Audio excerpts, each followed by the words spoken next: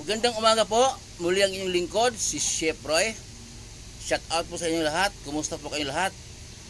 Pagpapalain po kayo ng Diyos. Kung dati na kayong pinagpapala ng Diyos, patuloy po kayong pagpapalain ng Diyos at iingatan hanggang sa buong pamilya po ninyo at sasamahan kayo ng Diyos kahit saan po kayo paparoon. Sa umaga po ito, mayroong babasahin ako. Pakinggan po ninyo, napakaganda po nito. Sa John 10:14 po hanggang 16. John 10:14 hanggang 16. Pakinggan po niyo, napakaganda po nito. At ito po ay salita ng ating Panginoong Hesus. Sinulat po ng kanyang mga apostol. At babasahin po ng inyong lingkod at ipapaliwanag ko po sa inyo. Ako nga ang mabuting pastol. Kung paanong kilala ako ng Ama at siya'y kilala ko, gayon din naman kilala ko ang aking mga tupa at ako na may kilala nila at iniaalay ko ang aking buhay para sa aking mga tupa. Mayroon pa akong iba pang mga tupa na wala pa sa kulungang ito. Kinakailangang sila'y ipasok ko rin at papakinggan nila ang aking tinig. Sa gayon, magkakaroon ng isang kawan na may isang pastol. Yun po. Maliwanag po na kung may Bible po sa bahay, basahin po ninyo ang binabasa ng inyong lingkod sa John 10:14 hanggang 16. Ang sabi po dito, siya daw po ang mabuting pastol. Okay? At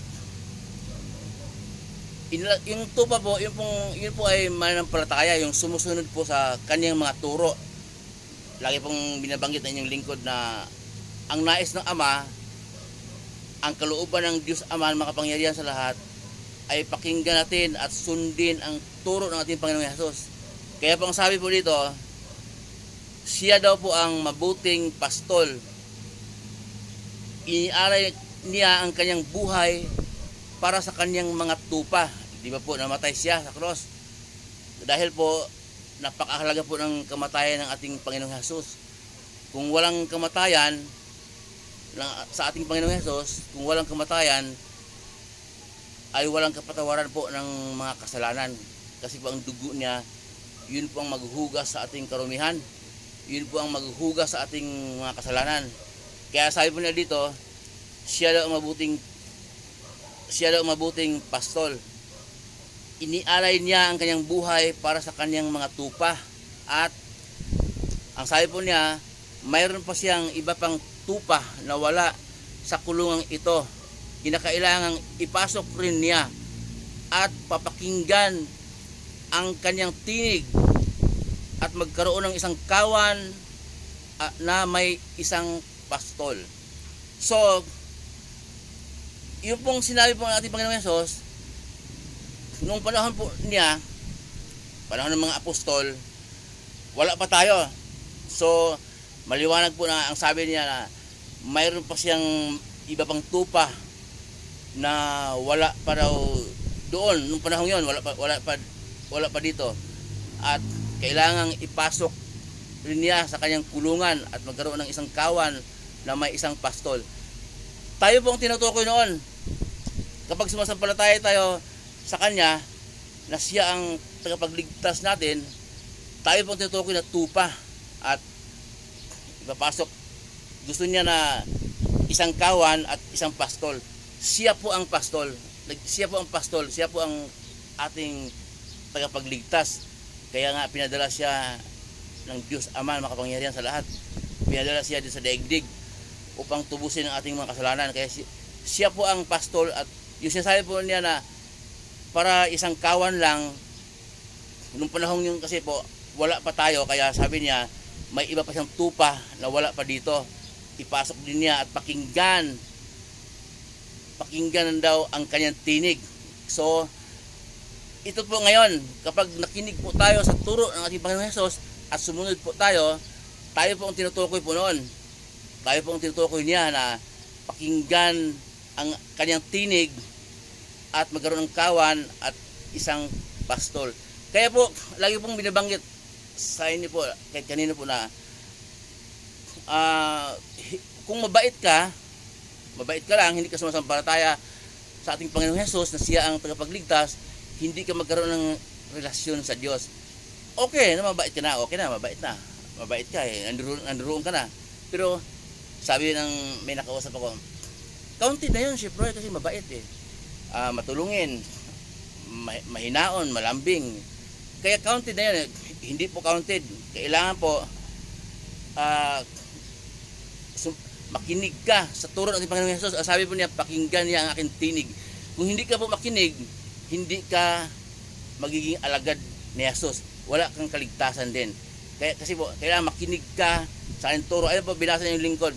Basahin po niyo sa inyo kung mayroon kayong Bible. At ang sabi po ng ating Panginoong Hesus, kailangan ipasok din ang iba pa niyang tupa sa kanyang kulungan para isang kawan at may isang pastol. Siya pang pastol, isang kawan. Ang ibig po sabihin nito po, para magkaroon ng isang kawan, isang grupo, isang relihiyon. Hindi po lalago ang mga tao kahit sinong mananampalataya po. Hindi lalago po kapag nag-iisa siya.